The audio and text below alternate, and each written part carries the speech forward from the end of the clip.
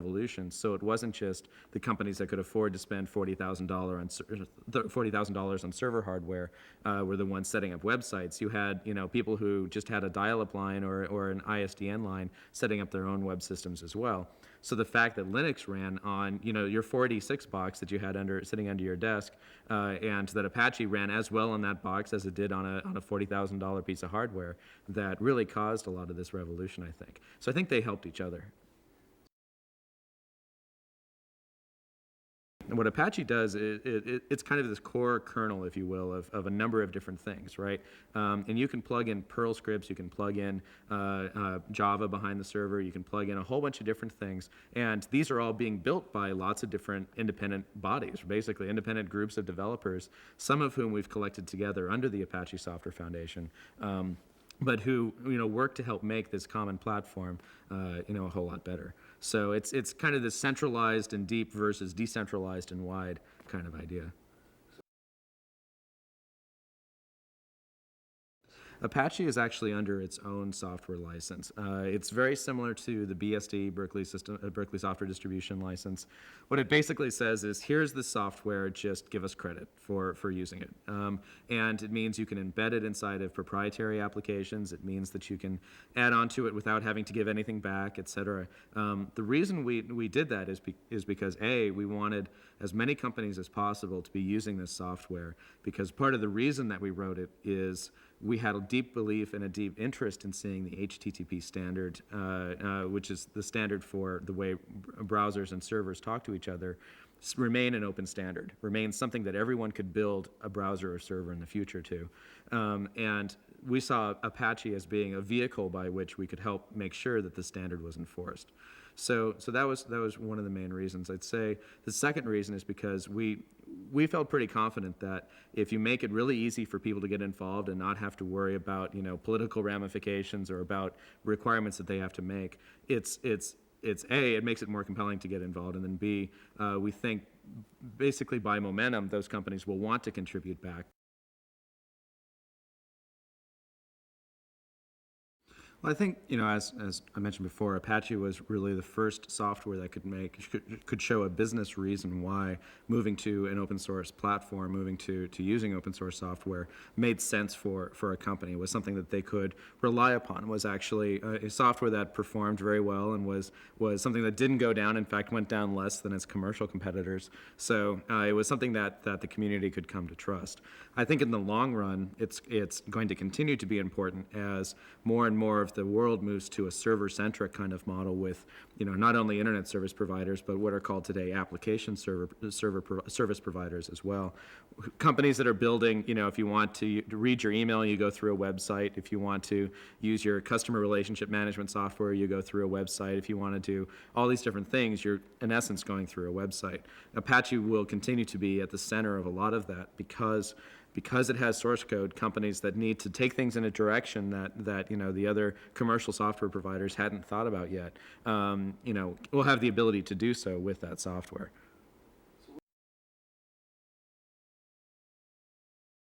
I think the long-range impact of open source software is to gradually over time come to commoditize a lot of the common components between software. So the way I like to describe it is with the stack analogy. And the way that works is, imagine pretty much all of the software world in terms of the different applications we use and the different ways that software is used as being comprised of different types of stacks. And so a stack, within a stack you might have at one level, the stuff that talks directly to hardware, device drivers and such. One step above that you might have an operating system kernel like the Linux kernel, for example. One step above that you can have network protocol and daemon protocols and stuff that talks to other servers at a very low level. One step above that you might have like some common windowing type of software, stuff that manages how boxes get drawn on a screen and stuff. Moving all the way up to a desktop environment, things like GNOME and KDE that are really more about how applications talk to each other at a higher level, and then, high-level applications like word processors, web browsers, that type of thing, kind of at the top of the stack. And the way that I see it, over time, open source software moves from the bottom of the stack, where you have the most people who all are using the same things. I mean, everybody out there talks to hardware, right? So open source software makes sense there because everyone has a couple common needs in that area. Moving its way up that stack, commoditizing, different parts of it up to and including the very top of that stack, which is applications. This is not an overnight thing. This is not something that, you should go out and sell Microsoft stock immediately about, but it's something that I think is inevitable. It's kind of like, to me, it's as natural as, water seeking its own level. Open source is, the open source process, the open source model is actually the most efficient way to develop software where you have people who have the same need. If you only ever need to write something to solve your own problem, well, that might not make sense to be open source. But more and as people have common needs, as those needs evolve over time, open source software will be the open source process and the open source model will actually make the most sense to solving that. So if Microsoft were to open source its Windows operating system, I actually think that the impact of that would be somewhat minimal. I mean, you'd have certainly a lot of press around it, a lot of intense interest and focus around it. But I think one of the things that Mozilla, for example, shows is that it's difficult to get traction on an open source project when the code base was a large amount of code. Mozilla was about 3 million lines of code, if I recall correctly, and was released, practically in the middle of a rewrite. And to get developers who normally, have, very intense jobs and can only dedicate perhaps a few hours a week to learning something new, to ask them to dive into 3 million lines of code that might not even be documented and certainly wasn't written for outside people to look at either. Most software written inside of a company is only written for the person who actually wrote it. Is to ask developers to dive into a large code base is very difficult. And I think if Windows were to release its 40 million lines of code, or however big it is, I think there may be some developers who dive in and want to get to know how it works and get really deep inside the details. But I'd say a substantial number of other developers, mostly people who know Linux already, would dive in mainly with the interest in figuring out how to get Windows applications to run on Linux. What we have in the open source community is basically several thousand, if not tens of thousands of developers who understand how Linux works, who understand even down to the kernel level what is necessary to make an operating system work. And there's that entrenched knowledge that even if Microsoft were to release their operating system, you'd have a difficult time fighting. You'd have a difficult time moving those people over, or maybe even getting new people to go to that platform. It could happen. I mean, I think it would be interesting to see what would happen if Microsoft did release their operating system, because there's certainly lots of people out there who have written Win32 applications. But it would be very interesting. I think another possibility is that Microsoft would look at Linux for its next generation operating system and release its own Linux distribution. I'd say both of those are probably the same degree of interest, same degree of novelty if they were to happen. To many of the Apache software developers, if there's a philosophical belief to us, it's not so much that all software should be free. I'd say a philosophical belief we all share is that open standards are critical to a really useful and open internet. Right, and many of us who started the Apache project, in fact, were members of the IETF, the Internet Engineering Task Force working group on HTTP, which is really where a lot of the standards for how browsers and talk to servers and things like that came about. And there was an interest in our part on writing software that implemented the standards that we were writing and making sure that anyone out there who wanted to use these standards could, or wanted to use software that implemented these standards could, because we felt that, pragmatically speaking, that was the best way to help make sure everyone was using the same standards, was if they were using the same software. That was why we have a license that allows anyone to use the software for commercial purposes if they wish to go off and experiment in ways and not have to contribute everything back to us, et cetera. But the fact that Apache could serve as a vehicle for helping enforce HTTP standards was important. And how was that achieved? Was it in terms of a license, or how did you do that exactly? I'd say it's predominantly the license and secondarily the fact that the source code is available are the reasons why Apache helps enforce the HTTP standard. And in fact, we now have a couple additional standards that we are now acting as the vehicle for, such as the Java Servlet standard. We actually have Sun, and we have IBM, and we have Apple, and we have a whole bunch of other companies working together on software that's codenamed Tomcat that is about building some reference software that implements the Java Servlet interface, the standard that's defined by the same group of companies behind a web server. And it's, by the virtue of the fact these companies are working together, by virtue of the fact that this software, anybody can inspect it, anyone can criticize it, anyone can fix bugs in it, et cetera. And most importantly, any of the commercial companies out there that have commercial web server packages that implement the Servlet API, any one of them can use the software and automatically know, hey, we're building correct software. That's a tremendously powerful tool.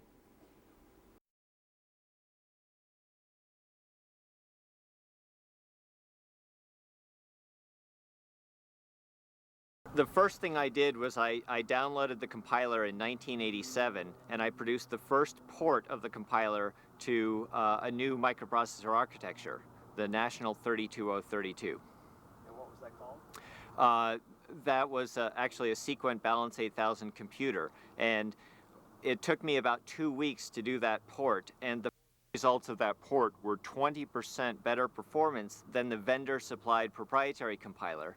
And when I spent another 2 weeks tuning the compiler, it became 40% faster. And this really demonstrated to me that I was on the right path with the right technology base. From there, I did about 5 other ports of the compiler to new microprocessor architectures, and I also developed the first native code C++ compiler, which I called the GNU C++ compiler. And that was released December of 1987.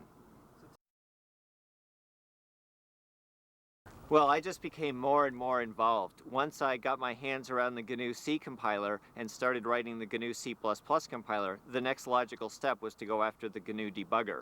I did the port of the GNU debugger to the Sun Spark architecture in order to help me debug the port of the GNU C compiler to the Spark architecture.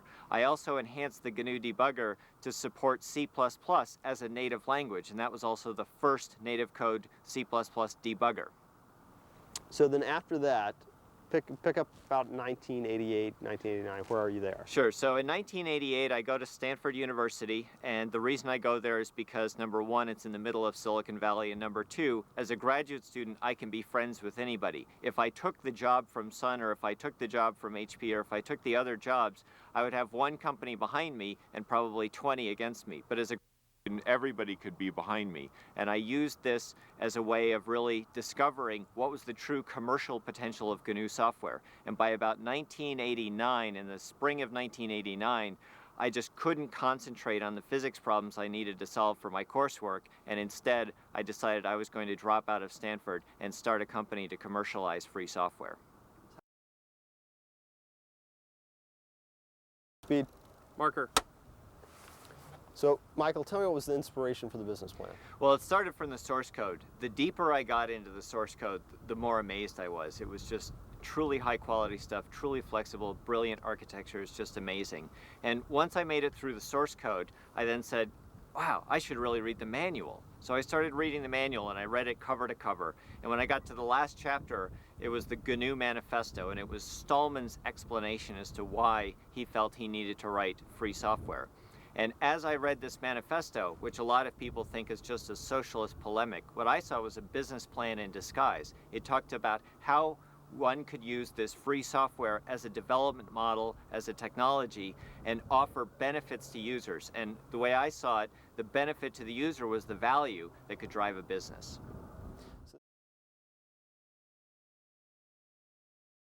So when you would make an improvement or a patch or something to a particular software tool, what would you then do with that? Well, we would always reintegrate that on the net. At that time, I was one of the co-maintainers of the GNU C compiler, and in fact, Cygnus itself didn't really have all of the disk space that we needed to do all the work internally. So we did a lot of that work on the net, and it was immediately available to users. But the other important thing we did was once we made a release, we froze that release, put it on tape, and from there we could give people a consistent support platform. So once Nortel took delivery of the software, we could reproduce their problems against their version. And that was one of the key differentiating features. Anybody can download the latest and greatest version of the software, but if you've got a 5-year development project that needs to have a consistent support across those 5 years, now you can't just work with the latest and greatest. You need a company who understands your history and can be responsive to needs as they arise.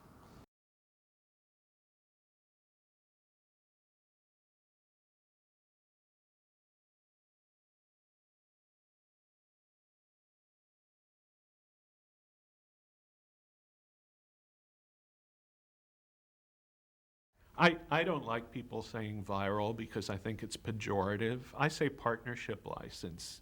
The GPL says, be my partner.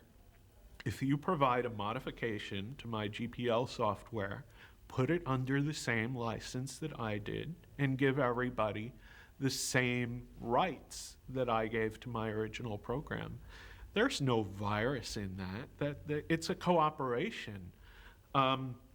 There's another license, commonly called the BSD license, although I think it was really written by MIT. What does BSD stand for? Berkeley System Distribution. And, so Berkeley and MIT are both universities. And the BSD license says you can take this software and make your own modifications and not give everyone else the same rights. So it's really the opposite of the GPL license in that way. And the reason for that is that the MIT and BSD software was sponsored by US government grants and industry consortia. And I came in, I guess, around 1993 or so. I started running the very rudimentary Linux systems of the time. I ran SLS and Slackware. And there was a system called Debian, which was made by a guy named Ian Murdoch, who had a wife named Debbie, and that's where its name came from. And I thought that was a pretty good system, stuck with it, became its mailing list administrator, a sort of very technical role, and then eventually became the project leader. And that catapulted me into the politics of open source and Linux.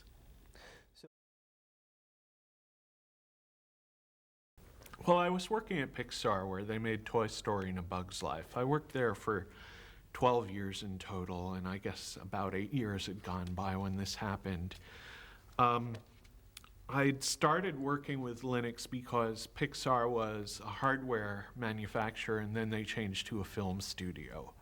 And my skills that I'd come there for weren't being used anymore. So I started working with Linux to keep up my skills. One day, someone sent me a question, a very technical one. They said, how can I have a serial console on my Debian system? And at the time, this wasn't an option. And I looked with some disdain at this question. I said, well, I'm just doing this as a volunteer for free.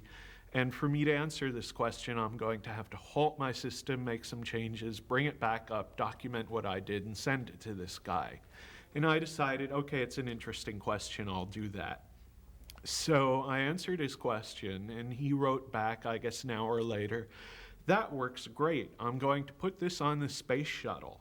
And in fact, it did fly twice on the space shuttle. So at that time, Pixar was coming out with Toy Story. They were making their IPO, and people were asking me, gee, aren't you really proud to be with Pixar and doing all this fascinating stuff? And I'd say, well, yeah, I am, but my hobby project is orbiting in space above our heads right now. And that was the point where I realized that free software was probably going to be more fulfilling than what I was doing at Pixar and making a good living. And it wasn't that long afterwards that free software became my living.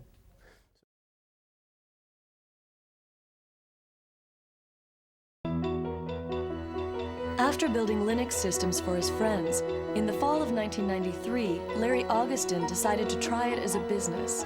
Since he didn't have any money for advertising, Larry instead put up a website to market his new company. We put up our website before Intel had their website. And when Intel first put up their website, we were one of 5 companies listed as being on the internet selling systems based around Intel processors. I believe it was Dell, Gateway, us, and 1 or 2 other places. Someone I didn't know sent me a check through the mail off of our webpage in November of 1993, and that was my first sale. And I really began to get the idea that, well, we could offer people a system that had hardware and software like Sun, but in a direct build-to-order model like Dell. Over the course of the next year, it was a lemonade stand kind of business. We had the web page up, and I worked with a couple other people that I had recruited into the business to sell these things. There were 2 other people. James Vera was my first partner in the business, and Doug Bone, who I brought in, and Doug started building systems for us. While I was working at Stanford, and when I started the business, I worked here out of our wonderful apartment in Menlo Park. It's been 4 years since I've been back here now, and the entire place has been completely rebuilt, turned into upscale condominiums. This is the first place we built systems. It was essentially the start of the business. Instead of building systems out of a dorm room, I lived off campus, so I built systems out of my apartment in the living room. We were really the first company building systems for Linux. That was an amazing thing at the time. When the Linux Journal came into existence, there were only 4 or 5 companies at the time that existed in Linux at all, and we were one of them. The first company building systems for Linux right out of this apartment.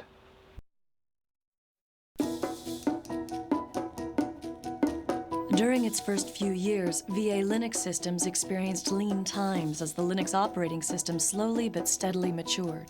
It took a few years. The business grew very slowly. There was originally myself and James Vera and Doug Bone, and as we moved to Fintronic, Alice Katsuda, who we had known over at Stanford, came over, and eventually Alice and I got married, so Alice is now my wife. We grew the business, slowly hiring 1 or 2 people every few months. Now, in the early years, we didn't have a lot of funding to build this.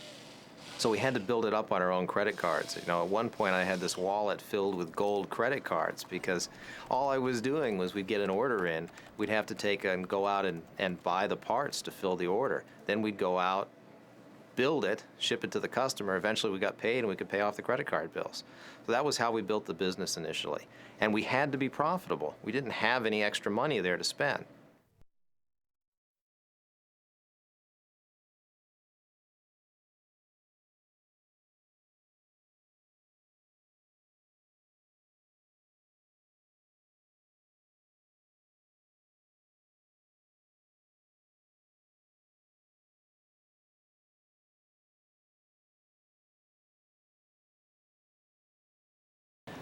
We're very lucky to have with us, Jeremy Allison, all the way over here on my right.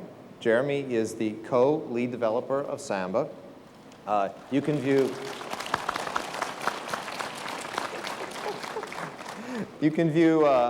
Jeremy as playing Chewbacca to Andrew Tridgel's Han Solo. Jeremy has worked on Samba since the inception in '93. Name. We have the guy who created a lot of this and made a lot of this possible, Linus Torvalds. And of course we're here because Linus has done,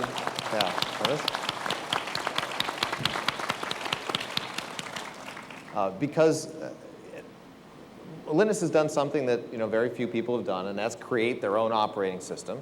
And as part of doing that, he didn't just create the operating system, he really helped people recognize this open source development model and this fast turn, collaborative, bizarre model that Eric Raymond has talked about so much. So we have Linus. Next to me here, I have Dirk Hondel. Dirk is CEO of Suzelrein Mine. He's Vice President of the X386 Project Incorporated and a member of the core X386 team. He's co-maintainer of the source tree, and he manages, one of the things he does that's going to be interesting to us to hear about is manages the development team membership. So that's interesting. Originally of about 7 co-founders. He's president of the Apache Software Foundation, and most recently he's CEO, CTO? CTO and president. Chief Technical Officer and President of CollabNet. CollabNet's first product is Source Exchange, which you may have heard about. Source Exchange is a project designed to connect developers of open source software with companies looking to fund them. So we have Brian.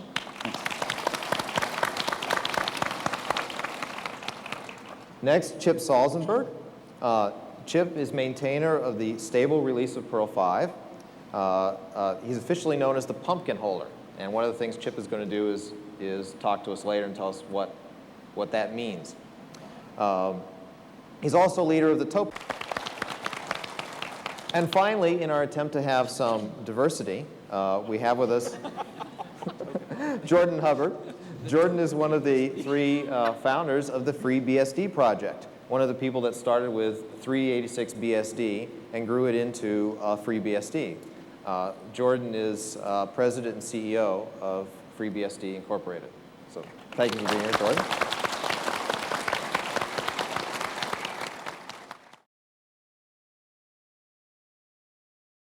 Leadership, but with trusted lieutenants, right? Yep. Okay. Linux, we have the same way. Essentially, you as a benevolent dictator with some people that you tend to trust a little bit more. We've got a core team at X386 with sort of I guess, I don't know if I would call them a second tier, but a set of second tier developers in addition to the core team. Here we've got Apache is a much larger sort of core team, right, compared to what we see here. So that kind of development. Perl. Trusted lieutenants. The trusted lieutenants tend to take over in series. You've got almost a this pass the pumpkin model, which is a benevolent. It's not quite a benevolent dictatorship, because it's a presidency almost that passes from place to place. It's rather almost like a constitutional monarchy. Oh, there you go.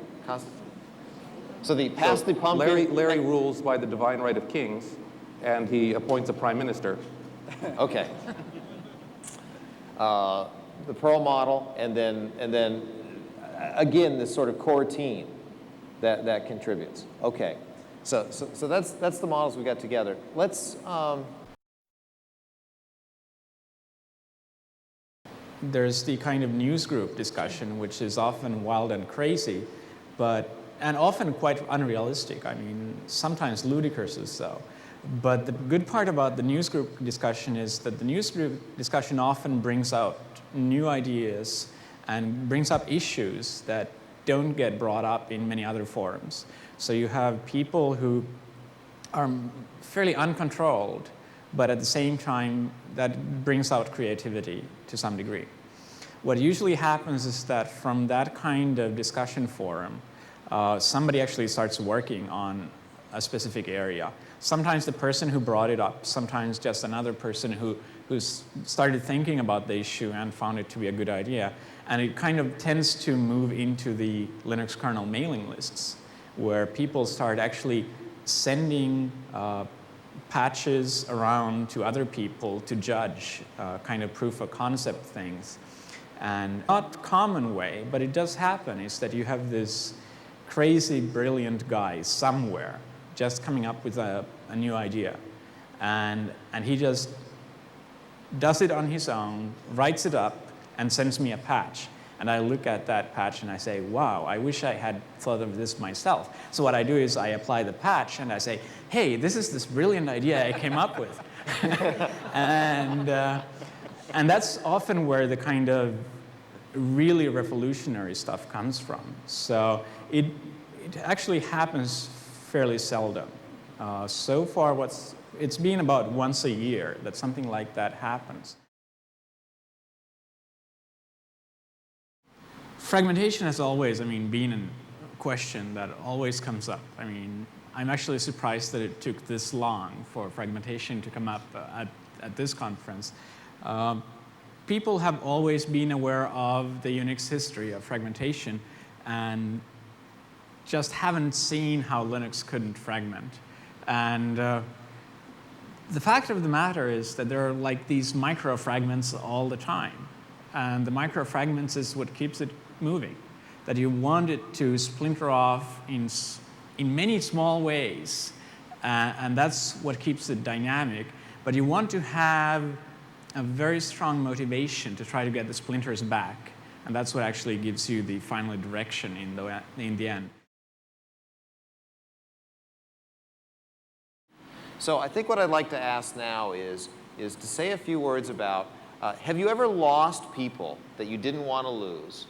And how you bring people in and really make them feel part and contribute to the growth of this thing. Because ultimately, I mean, that's where you get your leverage, is that, you want hundreds and hundreds of really good people contributing to the project. How do you get those people? How do you keep them? And what has happened in some of the things that are losses? And I know that's a big question, and we don't have a lot of time. So if we could try and just keep that moving, keep it tight, and then we'll try and hit some questions from the audience. And we've sort of been going this way. I want to go back and give Jordan a chance to start. We'll go the other direction here. Yeah, we have lost people that we didn't want to lose. It doesn't happen very often, but sometimes somebody just gets really upset over something that you disagreed. I didn't cover conflict, but we do have a core team, sort of Supreme Court, that says when people can't agree, you make a final decision, you cut the baby in half. The person who got the wrong half of the baby is going to be pretty upset. Sometimes they go away.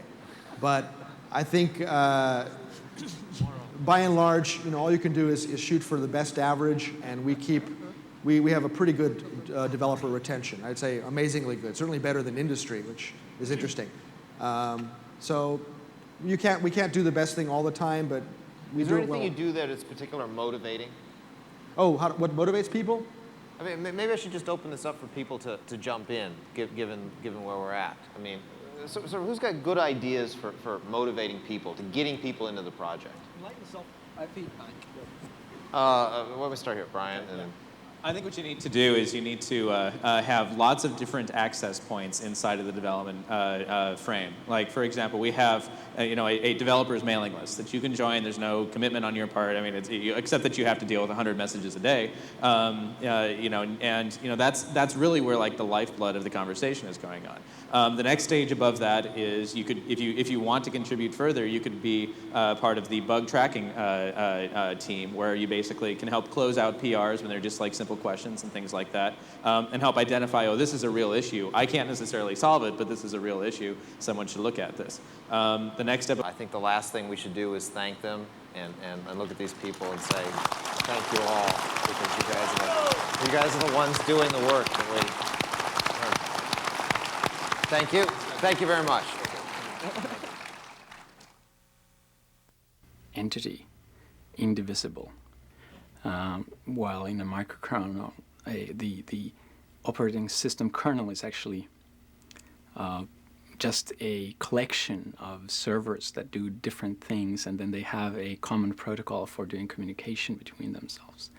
And the kind of technical side of this is your tape just Yes, ended. we rolled out.